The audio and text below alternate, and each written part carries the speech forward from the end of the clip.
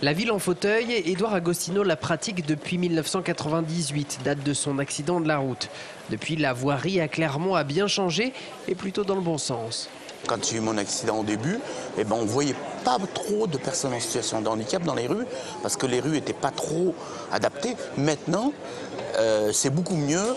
Clermont a fait un gros effort pour l'aménagement justement des rues, l'accessibilité à tous les endroits publics, que ce soit administratifs ou autres.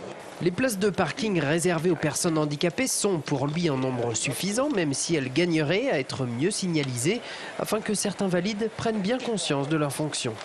Après 19 h, on a des abus au niveau des stationnements un peu sauvages de personnes valides, quoi. Donc aujourd'hui, j'ai pu me garer là, donc j'ai trouvé une place, mais c'est vrai qu'il y a des jours où c'est impossible de trouver une place, quoi. Du coup, nombreuses sont les personnes en fauteuil à profiter du tramway. C'est d'ailleurs le point fort de l'accessibilité à Clermont, selon Édouard Agostino. On peut monter sans aucun problème. Le point faible est en revanche du côté du bâti privé. De nombreux commerces et autres établissements accueillant du public n'appliquent toujours pas la loi handicap datant pourtant de 2005. Maintenant, jusqu'en 2015, on va essayer de convaincre tous les magasins, enfin tous les endroits où on accueille du public qui sont malheureusement pas tous accessibles encore.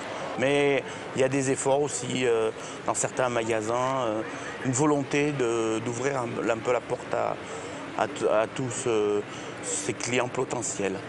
Au moins accessible, il reste jusqu'au 1er janvier 2015 pour se mettre en conformité avec la loi sous peine de poursuite en justice. D'ici là, Édouard Agostino et l'APF suivront de près ses efforts, pour l'instant encourageants.